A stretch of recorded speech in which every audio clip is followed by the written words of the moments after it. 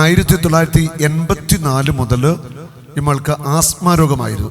ഏകദേശം 40 വർഷം ആയിട്ട് ആസ്മ രോഗിയായിരുന്നു. അതുകൂടാതെ പിന്നെന്തായിരുന്നു, കൈ വിറയ്ക്കുമായിരുന്നു. ഈ 2 കൈകളും വിറയ്ക്കുന്ന ഒരസുഖം, 2 കൈയും വിറയ്ക്കുക.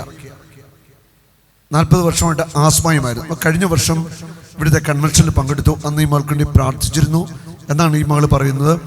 അതോടെ 40 വർഷമുള്ള ആസ്മ മാറി, കൈയുടെ വിറയിൽ മാറി എന്നാണ് ഇപ്പോൾ എൻ്റെ അടുക്കൽ പറഞ്ഞത്. ആ സാക്ഷി നമുക്ക് കേൾക്കാം. പേരെന്ന് പറയാമോ? പേര് അനിത ജോർജ്. എനിക്ക് ഭർത്താവില്ല. ബക്കളം ഇടവക ഫാത്തിമ മാതാ ദേവാലയത്തിൽ നിന്ന്, ഇടവകയിൽ നിന്ന് വരുന്നതാണ്.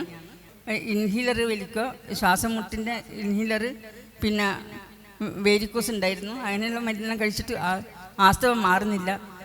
പല പ്രകാരത്തിൽ ഇവിടെ ആയിക്കോട്ടെ. കൈ വിറയലിൻ്റെ കാരണം എന്തായിരുന്നു? കൈ വിറയ്ക്കുന്നതിൻ്റെ ഇതിൻ്റെ ഭാഗമായിരുന്നു. ഇതിൻ്റെ ഭാഗത്ത് 2 കൈയും വിറയ്ക്കുന്ന ഒരവസ്ഥയുണ്ടായിരുന്നു.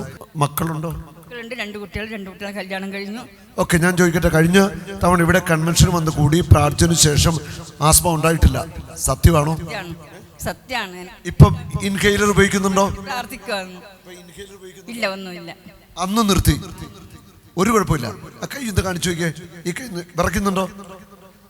40 വർഷമായിട്ട് ഉള്ള ആസ്മ രോഗം, ഇൻഹെയിലർ വലിക്കുന്ന ഒരു അവസ്ഥയായിരുന്നു.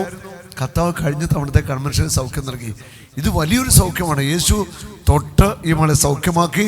കർത്താവിൻ്റെ സ്നേഹത്തിന്, കരുണയ്ക്ക് നമുക്ക് നന്ദി പറയാം. ഹല്ലേലൂയ. സന്തോഷമാണോ? ആരാ സൗഖ്യം നൽകിയത്? കർത്താവ്, ദൈവതമ്പുരാൻ.